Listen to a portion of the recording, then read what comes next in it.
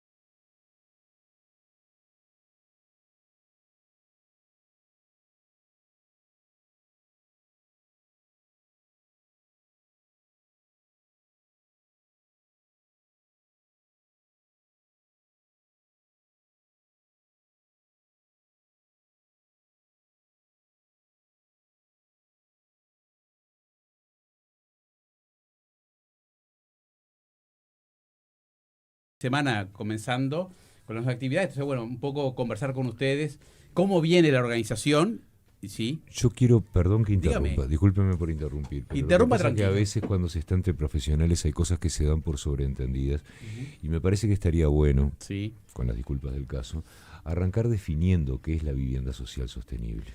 es excelente. Bien. Para algo lo traje a Herrera. Para algo me trajiste. La pregunta, ¿no? Nos había Era, pasado. era la única pregunta que iba a hacer. Y después me voy, ¿tá? Ustedes responden y yo les dejo esto libre. Sí, Bueno. increíblemente no es una respuesta tan sencilla. Incluso es algo que hemos debatido muchísimo, tanto a nivel de la propia red y en otras instancias que hemos tenido junto a Martín y al resto del equipo. Porque muchas veces la primera pregunta es, bueno, ¿cuál sería una vivienda que es no social, ¿no? Porque obviamente la vivienda tiene una carga implícita que obviamente que es como innegable, ¿no? Pero en este caso obviamente nos referimos, simplemente por acotarla, a una vivienda, digamos, pongámosle, adecuada, que está destinada a sectores de la población que no pueden acceder, digamos, a ella desde el mercado formal. Pero se sobreentiende eso, me parece, ¿no? Cuando hablamos de vivienda social, digo, a veces lo que pasa es que se pierde un tiempo bárbaro filosofando, ¿no? sobre la terminología, pero se sobreentiende que estamos hablando de eso. Pero lo importante me parece también es el término sostenible, que de pronto la mayoría de los mortales tenemos una idea vaga, o tiramos una respuesta que capaz que está como estandarizada en lo que tiene que ver con lo sostenible, y lo sostenible tiene un fin determinado, y que tiene que ver también con el confort de las personas, porque no solamente se trata de vivienda. La vivienda es un tema cultural, es un tema educativo también de las personas, y es muy importante. Acá le damos mucha importancia con Mario a lo que es la vivienda. Sí, la sostenibilidad seguro nos remite como a lo ambiental en un primer acercamiento, pero cuando pensamos en vivienda social y sostenible también habla de otras dimensiones de la sostenibilidad, la económica, la social, y ahí creo que el núcleo del Congreso empieza a tener también mucho jugo y mucha densidad en términos de qué temas aborda y por dónde va a discurrir. El tema de lo urbano también, seguro, obviamente, seguro. donde se implantan esas viviendas, o sea, hay toda una cantidad de cosas que hacen a lo sostenible. Sí. Igual una de las cosas interesantes, digamos, uno que le ha seguido el trayecto tanto a la red como a los congresos, es de alguna manera haber ganado el concepto de sostenibilidad muy vinculado con las personas, con la gente, ¿no? O sea que en realidad el producto final de esta vivienda sostenible está pensada para la gente, no solamente para cumplir algunas cosas, digamos, que tienen que ver con ser eficaces a nivel energético, la transmitancia térmica, que también son importantes, o los usos de materiales verdes, en fin, que clasifican en determinadas categorías, sino que hay un punto importante en la gente, en las personas, ¿no? Sí, en la dimensión urbana, en la ciudad, sobre todo esta idea como de los recursos urbanos como parte también del hábitat, y la dimensión de la vivienda expandida, entendiendo más como el derecho a la ciudad como un componente de la vivienda social. Bien. Sí, ampliar esta mirada como técnica de la sostenibilidad hacia otros campos que también nosotros consideramos que son súper importantes. Bien. Hay una tríada ahí de términos que identifican de alguna manera este congreso, que tiene que ver con valorar, recuperar y producir. ¿Por dónde va esa situación y cómo se mezcla con los contenidos que va a tener el congreso, que ya sabemos que va a tener una cantidad de ponentes, que ahora vamos a ver cuántos van a ser, pero bueno, hay una cantidad de contenidos que están unidos con estos conceptos. Sí, partimos de esta idea de pensar las formas del habitar, tratando de traer este tema a la contemporaneidad, no solamente quedarnos en la dimensión histórica. Y bueno, planteamos valorar, en el sentido de valorar lo existente, más allá de lo físico, también desde el punto de vista natural, ¿no? Planteamos también recuperar, que tiene que ver con recuperar una ciudad que queremos, recuperar centros históricos, recuperar conjuntos habitacionales que pueden ser que estén o abandonados o en desuso, ¿no? Y después también la tercera palabra, que es producir, tiene que ver con pensar y reformular al momento de producir nueva vivienda, cómo las podemos hacer para lograr una ciudad más justa, una ciudad común a todos, ¿no? Y no dejar a nadie afuera. Y hay una dimensión ahí que tiene que ver, obviamente, con las discusiones que se dan a nivel profesional, porque cuando vos hablás para arrancar, por producir, que de repente es la primera fase de pensar un proyecto, un anteproyecto, una idea, y cómo producirla posteriormente, digamos, ahí obviamente se necesita una mayor discusión, profundidad, el tema de cómo se enseña arquitectura, de qué se está mirando, ¿no? ¿Hay alguna cosa que va por ese lado? Sí, seguro, y recuerdo que también nos llevó mucho tiempo llegar al título del Congreso y logra recuperar esto, como si se quiere, como la diversidad en el enfoque y tener como el espectro amplio de no solo revisitar algunas cuestiones más históricas y propiamente disciplinares, sino traerlo a la discusión contemporánea en esto de nuevos proyectos y en qué está la discusión de la vivienda hoy. Y ahí hay una mirada histórica, obviamente, necesaria, ¿no? O sea, cómo la historia funciona como un insumo, digamos, necesario, diría imprescindible, para no equivocarnos, digamos, otra vez con cosas que no han funcionado. Entonces también esa mirada de lo que ha funcionado también está presente, ¿no? Sí, y es muy interesante la mirada más a nivel iberoamericano, ¿no? Porque tenemos, bueno, un montón de países que integran la red, pero además otros países que no la integran, pero que también están presentes a través de las ponencias y demás, y donde la idea justamente es generar una plataforma de intercambio de conocimiento a partir de todas estas experiencias que se han dado históricamente, pero también a nivel contemporáneo, para de esa forma nutrirnos todos, ¿no? Cuando hablamos de estas viviendas, ¿estamos hablando de conjuntos de viviendas o de eventos arquitectónicos aislados en diferentes lugares? No sé si queda clara la pregunta. Sí, creo que sí. Y estamos hablando de un espectro súper amplio de tipologías, posibilidades, programas. Hablaban de viviendas, de complejos abandonados, se hablaba de muchas cosas, de la recuperación también, ¿no? Los conjuntos habitacionales son un tema, y un tema como central en esta discusión, porque la forma en que se produjo la vivienda social en perspectiva histórica tiene mucho que ver con los grandes conjuntos de vivienda, pero también estamos viendo recuperación de tejidos urbanos, estamos viendo como otras experiencias que son, si se quieren, menores. Obviamente el movimiento cooperativo como una parte fundamental que además hace que Uruguay sea una locación relevante para desarrollar el Congreso. En fin, hay como un crisol de posibilidades y de opciones y de temas que es lo que intenta abordar el Congreso. Eso te iba a preguntar hace un rato también, ¿qué lugar ocupa la fuerza que tenemos histórica, ¿no? y como referentes también del cooperativismo aquí en América? Uruguay es un país referencia en ese sentido, ¿no? Sí, totalmente, para diferentes experiencias, y incluso nosotros tenemos una de las conferencistas que es Cristina Gamboa de la COL, que es un estudio español que está desarrollando muchas viviendas, que ha ganado diversos premios a partir de sus proyectos, y que tiene un libro que el primer referente que menciona es el sistema de cooperativismo uruguayo, sobre todo a partir de la década del 70, ¿no? Que es un referente a nivel internacional, y por eso, como decía Martín también, es muy importante que Montevideo sea una de las sedes de este congreso, ¿no? Bien. Y hay ahí algunas ahora, escuchando, obviamente esto es un congreso iberoamericano, las escalas de los problemas son totalmente distintas. Digamos, uno puede situarse en Uruguay, que es una escala muy pequeña, digamos, en comparación, es un problema bastante pequeño en comparación con otras urbes gigantescas, México, Perú, o sea, sí, los que hemos tenido la suerte de visitar América Latina y ver la dimensión de los problemas, vemos que es gigantesca, ¿no? Entonces también acá hay una mirada que tiene como distintas experiencias acumuladas, ¿no? Una cosa es lo que se pueda decir desde Uruguay, con nuestras experiencias de los complejos habitacionales o de las cooperativas, que son ejemplo, pero también otra cosa es escuchar cómo se ha resuelto en otros países, digamos, decenas o centenares de miles de soluciones habitacionales para resolver eso, digamos, ¿no? Un problema a escala gigantesca, ¿no? Sin duda, sí. Sí, y ahí está bueno ver y hacer un doble clic un poco en las mesas y en la diversidad de ponencias que hay para entender justamente eso, qué experiencias trae cada uno de los países que forman parte de la red y del Congreso con sus materiales para, medio que sentar el intercambio y revisar esto como las múltiples experiencias que tiene cada uno de los países. Algunas temáticas que podamos como tirar arriba de la mesa, decir, bueno, esto va a formar parte, sabemos que va a haber alguna mesa de cooperativismo, sí, pero bueno, hay otras mesas que están específicas con algunos temas. ¿Alguna cosa que podamos, digamos, adelantar? Sí, tenemos, obviamente diversas mesas, tenemos cerca de 40 ponencias que están organizadas en diferentes mesas de 4 ponencias cada una.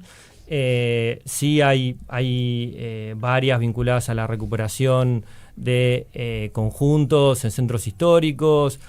También hay varias mesas vinculadas a la ubicación, ¿no? de esta vivienda social, de dónde se ubican, en áreas consolidadas, en áreas periféricas, diferentes modelos que se han dado a nivel histórico y que conviene sobre todo revisar. Hay otras mesas más vinculadas a la técnica, a lo ambiental, digamos. Hay una gran variedad de temas que abarcan la vivienda social, y además estamos muy contentos con eso también, por la convocatoria que tuvimos y por la diversidad de temas que se dispararon a partir de este tema central, digamos, ¿no? En lo que tiene que ver con lo social, A veces siempre pensamos, primero que nada, en pobreza, pero me imagino que cuando hablamos de lo social, el abanico y los colores se van sucediendo unos a otros, y no todas las situaciones son iguales. Se diseña en función de los grupos que viven diferentes situaciones, y siempre cuando hablamos de situaciones también hablamos de la mejora de la calidad de vida de las personas, y en esa mejora el tratar también, yo no sé si la palabra es enseñar, pero sí capacitar, el poder cambiar el entorno. Yo siempre pienso en las personas que viven en asentamientos, por ejemplo, que eso es algo que se mantiene desde hace generaciones, que reciclan, pero que al reciclar transforman su propio entorno en un basurero y en un lugar antihigiénico también, que de alguna manera los marca lo que tiene que ver con su propia educación y lo que es el desarrollo de las generaciones, las anteriores y las que vienen, cuando en realidad se puede mantener el mismo estilo de vida. Cuando hablo de estilo de vida estoy hablando de estilo de sustento de vida, viviendo de otra manera. Entonces a veces uno dice, bueno, yo le tiro una vivienda a esta persona, ¿y después qué pasa? Porque no, a veces pasa eso muchas veces, ¿no?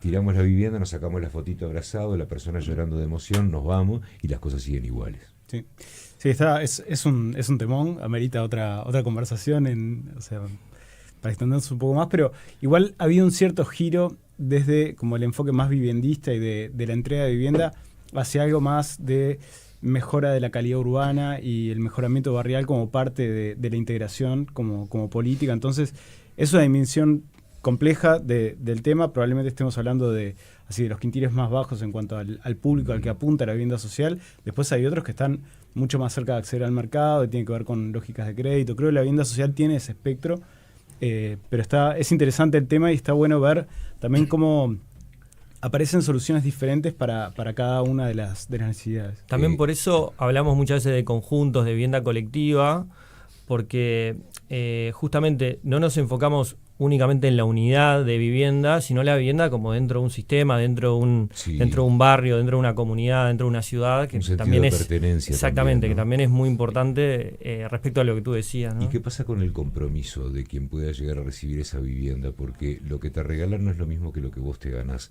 aunque sea con los aportes mínimos, o sea, que haya un contrato de compromiso, tanto por parte de quienes hacen y entregan estas viviendas como de quienes las reciben también, porque eso forma parte del esfuerzo de la vivienda y que de alguna manera también nos hace subir un escalón socialmente, de alguna manera, para poder avanzar como sociedad. Sí, sin duda yo creo que también hay trabajos que abordan, por ejemplo, la vivienda evolutiva y tiene que ver con eso, con la apropiación de aquellos destinatarios de las políticas públicas de vivienda y cómo no es simplemente la entrega de algo, sino un trabajo mucho más profundo y social. Estoy pensando ahora en la exposición que está en el hall asociada también al Congreso que en el hall de la facultad, en el hall de urbanismo. Perdón, gracias Mario. Sí, en el hall de la FADU, de la sede central de la FADU, que trabaja 18 casos de 9 países. Y ahí uno puede ver perfectamente esto que decía Guille, de cómo las propias fichas de los conjuntos y de los casos relevados buscan eso, mostrar la vivienda inserta en un contexto urbano y respondiendo también a contextos territoriales específicos. Entonces está bueno ver esa dimensión de no solo del producto de la vivienda o el conjunto, sino cómo esto impacta en un territorio, cómo se lo apropia la ciudad y sobre todo mucho para conversar y para trabajar sobre las diferencias que hay entre los países que la integran. Bien. ¿Quiere ir a una pausa? Yo por mí seguiría conversando, pero tenemos compromisos. Y los cumplimos con mucho gusto. Este espacio fue presentado por MC3 para sus placas cementicias Aquapanel y sus placas de yeso Knauf. MC3 Materiales para la obra seca. Los esperan su nuevo local de San Cono 30, Paso Carrasco. Barbieri lanza su nueva línea de perfiles de acero galvanizado para la construcción en seco. Drywall Plus. Son los únicos perfiles en el mercado 100% moleteados que brinda mayor resistencia en el armado de tabiques o cielorrasos, otorgando un panel más rígido sin fisuras. Los perfiles galvanizados Drywall Plus de la empresa Barbieri continúan marcando el liderazgo y la innovación en el mercado de la construcción en seco. Más información en www.barbieriuruguay.com.uy.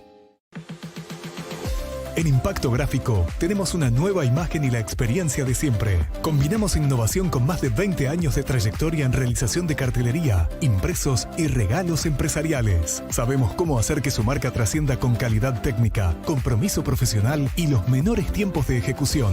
Escríbanos a impactográfico.uy@gmail.com o síganos en Instagram @impactográfico.uy. Impacto Gráfico. Más de 2 décadas de experiencia haciendo que tu marca se distinga.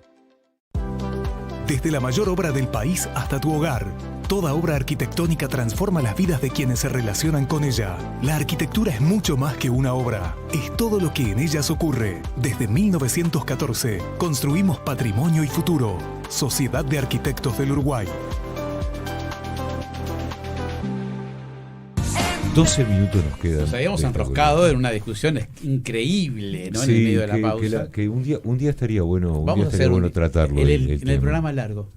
Cuando tengamos el programa largo. Cuando tengamos a todo el resto del equipo de Viva la Tarde atados en un ropero. Lo mandamos en un asado por ahí. Lo mandamos enfrente a comprar helados. Y nosotros nos hacemos los churros vivos al Parque Rodó. Y tomamos todo.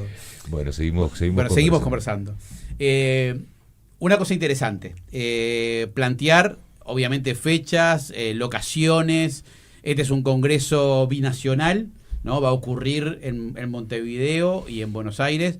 Cuenten un poco tema fechas, tema quiénes son los que intervienen, qué es lo que pasa.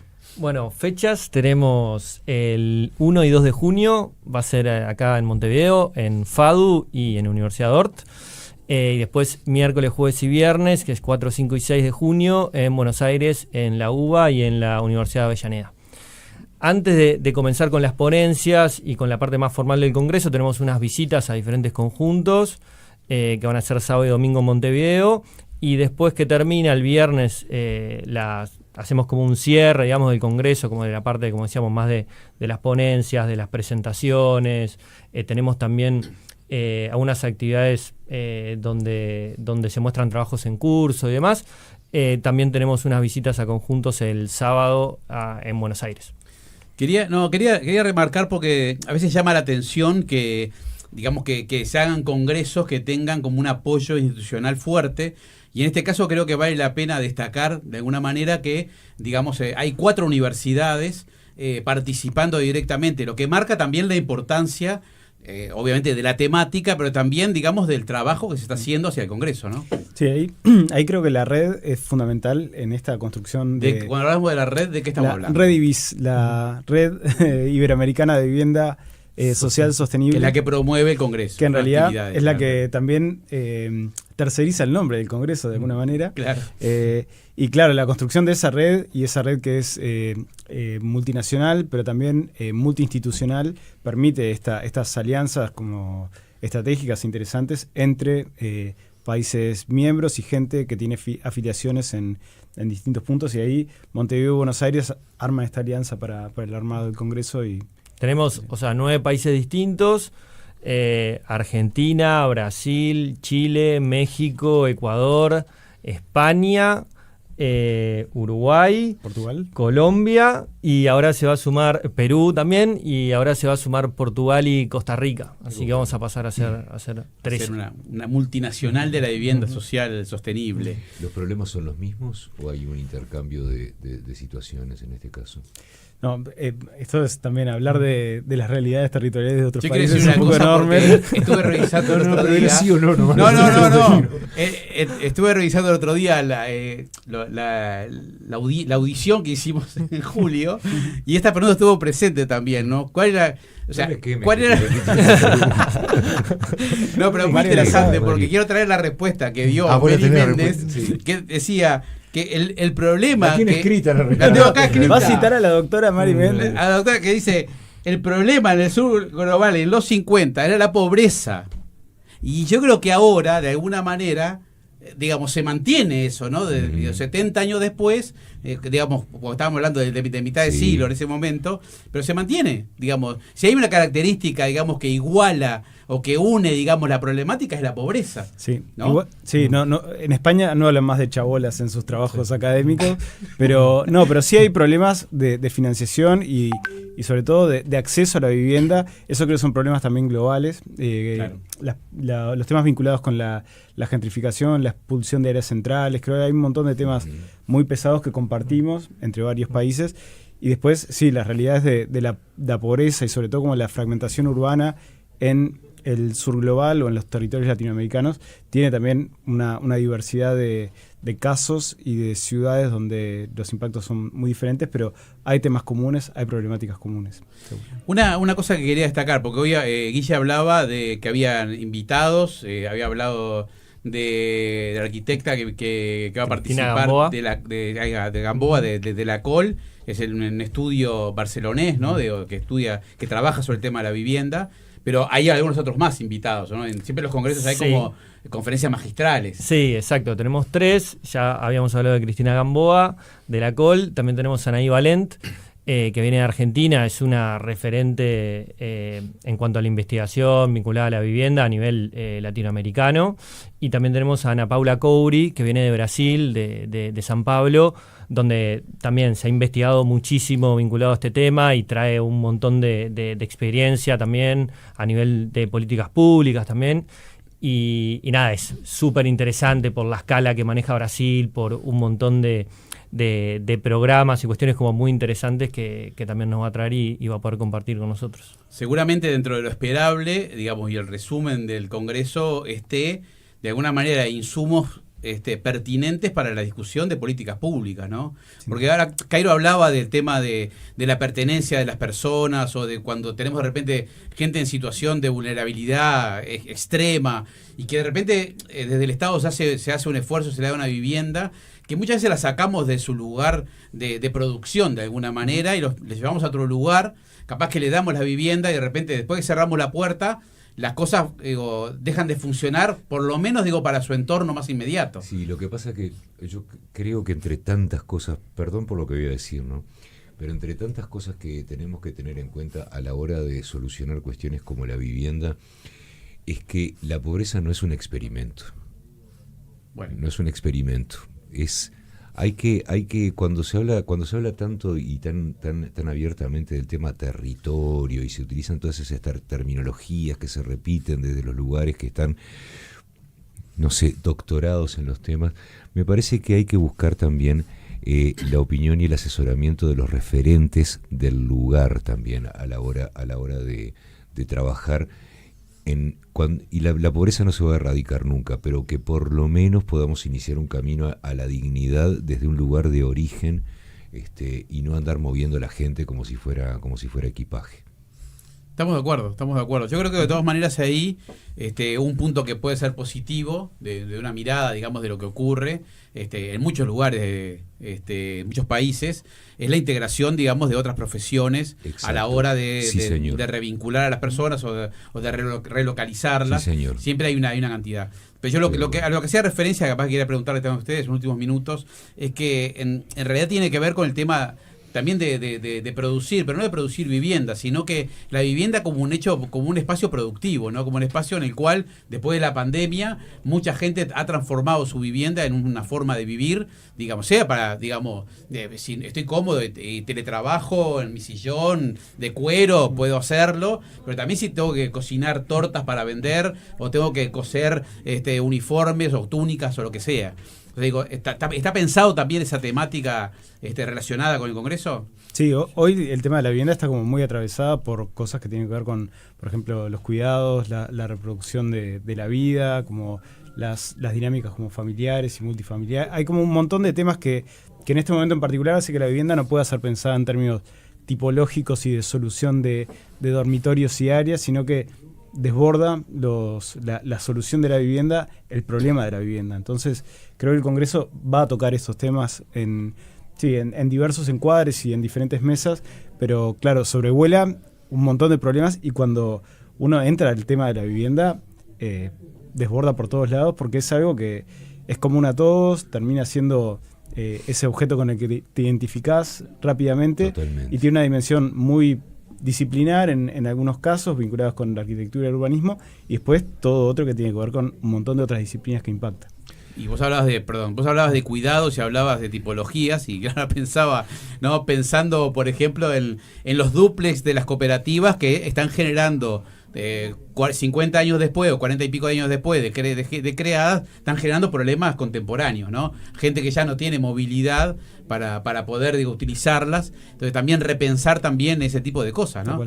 O sea, ahí es como bastante diversa la situación. Sí, por eso está bueno tener una mirada contemporánea, y obviamente tenemos que aprender del pasado y demás, tenemos que revisitar un montón de casos históricos, pero también la mirada es de ahora, ¿no? Y creemos que la vivienda está como que está sufriendo, digamos, una presión de diferentes ámbitos, entre ellas la dimensión productiva, y entonces nosotros tenemos que repensar cómo se formula, cómo se proyectan las viviendas para poder incorporar estas nuevas dinámicas que obviamente hay algunas que se han acelerado, por ejemplo, como decías vos, a partir de la pandemia, ¿no?